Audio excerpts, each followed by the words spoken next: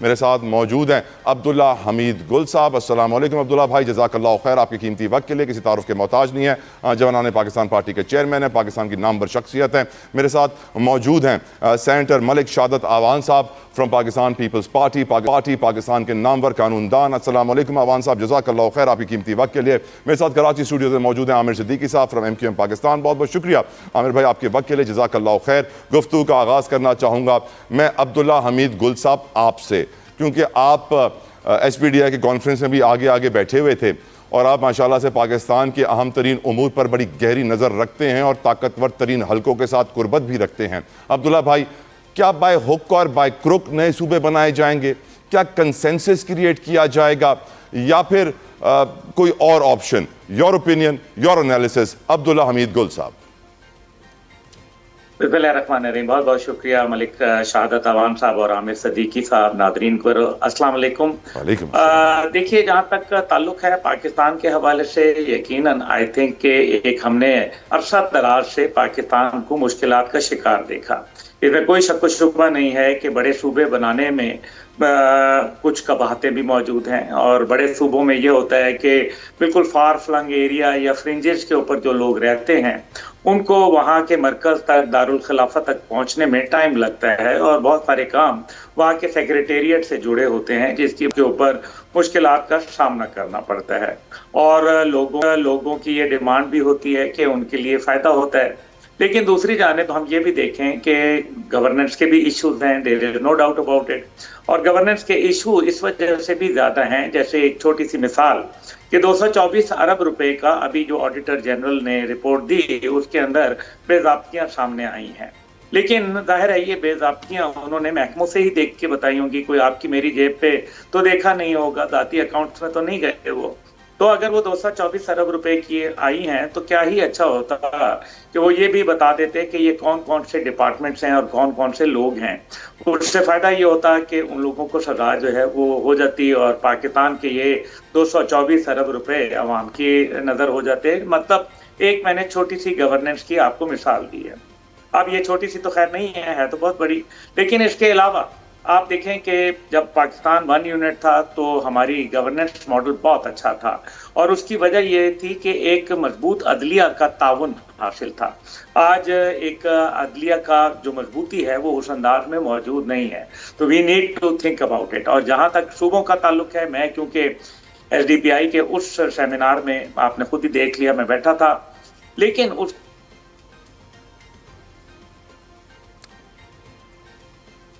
कि हाँ सूबे होने चाहिए।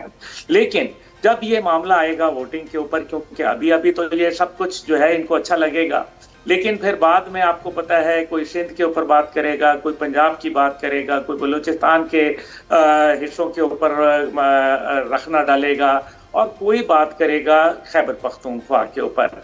इसमें भी कोई राय नहीं है। राइट अब्दुल्ला भाई, पर भी आपको बनाना पड़ेगा, तो ये भी एक बहुत बड़ा इशू है।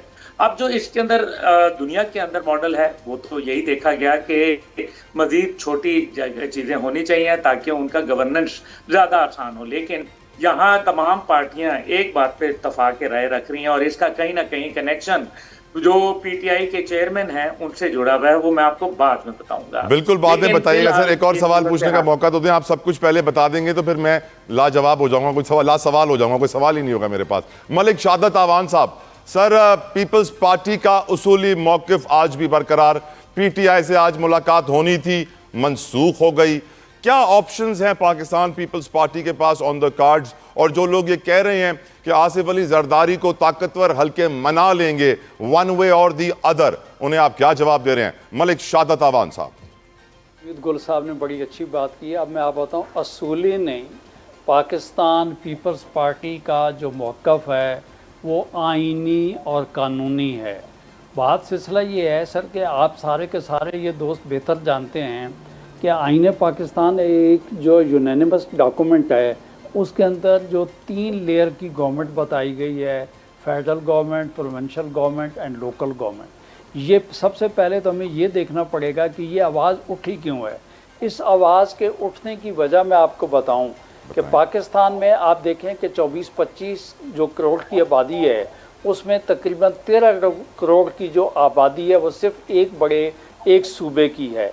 पाकिस्तान में इस वक्त देखें कि केपी के अंदर लोकल गवर्नमेंट है, बलूचिस्तान में लोकल गवर्नमेंट है, सिंध में लोकल गवर्नमेंट है। ये एक अलग बात है कि वो उससे लोग एग्री करते हैं, इख्तलाफ करते हैं कितनी मजबूत है कितनी मजबूत नहीं है। लेकिन आप देखें कि पंजाब में लोकल गवर्नमेंट कितने सालों से वहाँ पर नहीं है, ये सिस्टम नहीं है, तो यकीनी तौर पे लोग आवाज़ें उठाएंगे। इसी तरीके से आप देखें कि आईसीटी में जो है लोकल गवर्नमेंट का सेटअप क्यों नहीं, इसकी वजह क्या है। अगली बात बताऊं कि बात ये है कि एक वक्त में लोकल गवर्नमेंट फेडरल सब्जेक्ट होता था, जैसे आपका ताज़ीरात पाकिस्तान है या आपका कानून शहादत है, लेकिन बाद में ये रिवॉल्व करके जो है सूबों को दे दिया गया।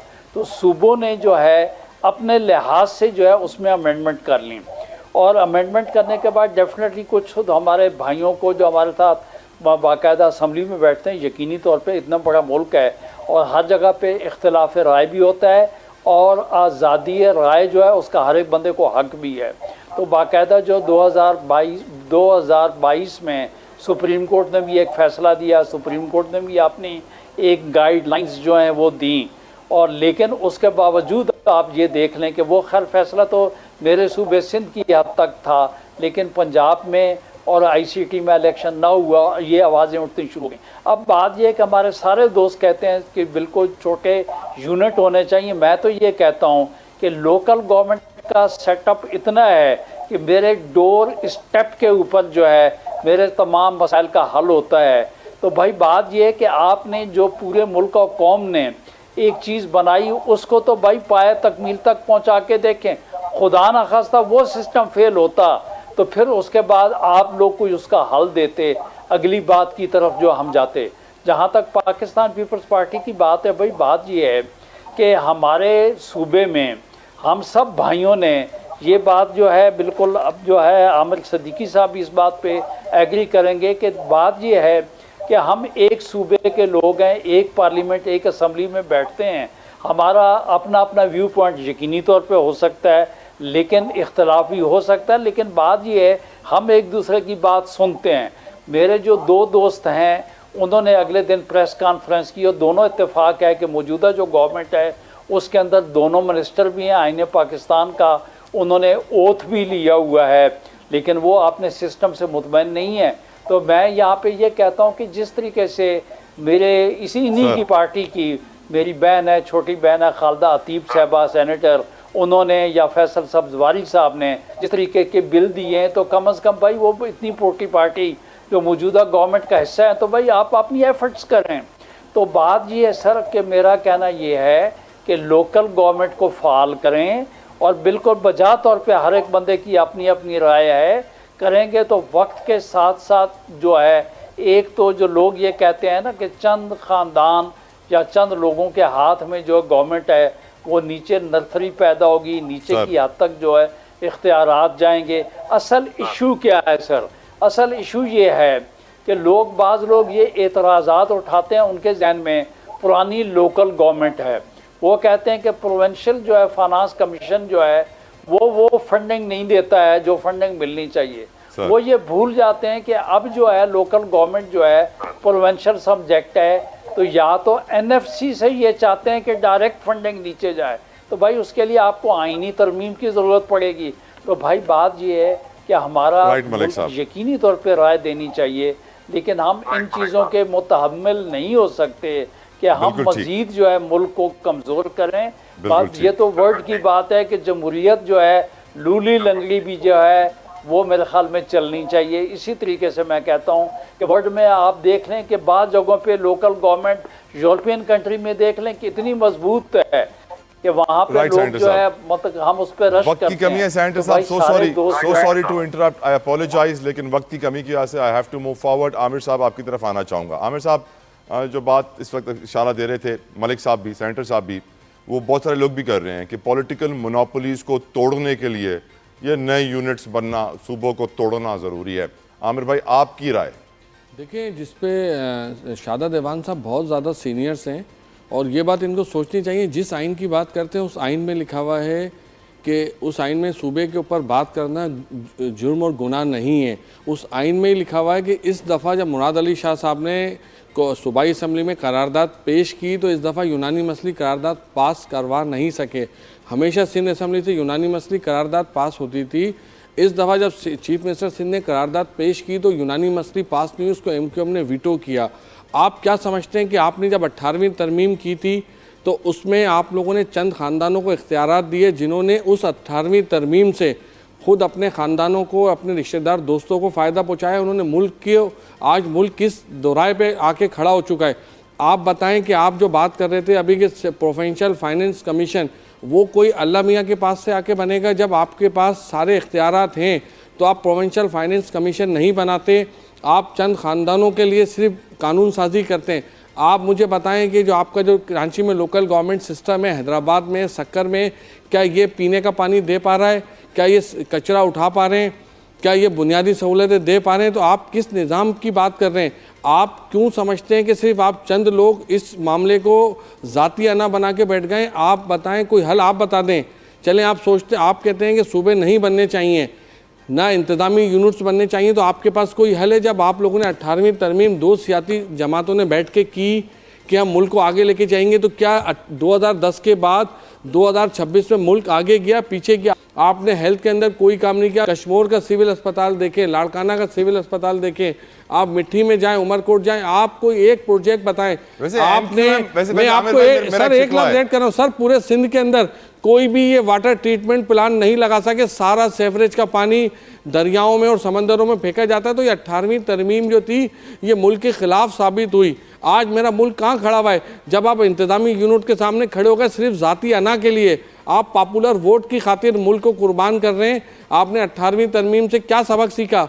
क्या सूबे मजबूत हुए, कमज़ोर हुए? आपने वफाक को कमज़ोर किया, सूबे मजबूत नहीं हुए। कुछ ख़ानदानों के कुछ लोग मजबूत हो गए जिन्होंने मनी लॉन्ड्रिंग की, बैरून मुल्क में जायदादें बनाई, पैसा शिफ्ट किया। तो सूबे को क्या फ़ायदा हुआ 18वीं तरमीम से? वो बता सकते हैं? कौन से आपने मेगा प्रोजेक्ट लगाए? क्या आप लोगों ने किया? आप लोगों ने सिर्फ तबाही की। आज सिंध गवर्नमेंट जो कानून साजी करती है वो चंद दोस्तों और रिश्तेदारों के लिए करती है। आप मुझे बताएं सर, आप प्रोसिक्यूटर जनरल भी रहे, आप इस निज़ाम से कितने मुत्तफिक हैं? आप इस लोकल बॉडीज़ में जहाँ पे पीने का पानी हमें ख़रीद के लेना पड़ता है, टैंकर हमें ख़रीदने पड़ते हैं, कचरा उठाने के लिए हमें खुद पैसे देने पड़ते हैं, स्कूल में कॉपियाँ नहीं मिलती, स्कूल में टीचर्स नहीं हैं, स्कूल सारे ख़त्म हो चुके हैं, हॉस्पिटल, आप सिविल हॉस्पिटल कराची में जाएँ, आप पूरे सिंध में एक बंद हॉस्पिटल नहीं बना सके। आज कोई भी सिंध में अगर अल्लाह न करे हादसा होता है तो कराची में वो भी 66 बेड का है। तो आपने कौन सी जगह पे रिफॉर्म की है? आप NICVD की बात करते हैं, ये वो NICVD है जो फेडरल गवर्नमेंट ने आपको दिया, वही बिल्डिंग है। उसकी बिल्डिंग भी 2016 से आज तक नहीं बना सके। सिंध फॉरेंसिक साइंस लेबोरेटरी मेरे एक सवाल का जवाब 2016 से बन रही है, वो आज ब्रेक तक में आप भी जाना है, कंप्लीट नहीं ब्रेक कर में भी सके। जाना है। वैसे अगर नए सूबे बनते हैं तो आप लोग को कोई हिस्सा वैसा मिलेगा? कोई गारंटी मिली है कि आप लोग को पावर शेयर दिया जाए? सर देखिए, अभी तो हिस्से की बात नहीं हो रही। आप बताएं, मुल्क अजीज है या हमें चंद लोगों की अना अजीज है? आप समझते हैं कि आज जो 18वीं तरमीम के बाद 2026 में देखिए, मेरे सवाल के ऊपर अब्दुल्ला हमीद गुल साहब के चेहरे पे जो मुस्कुराहट आई है, उस मुस्कुराहट ने मुझे जवाब दे दिया है अब्दुल्ला भाई। लेकिन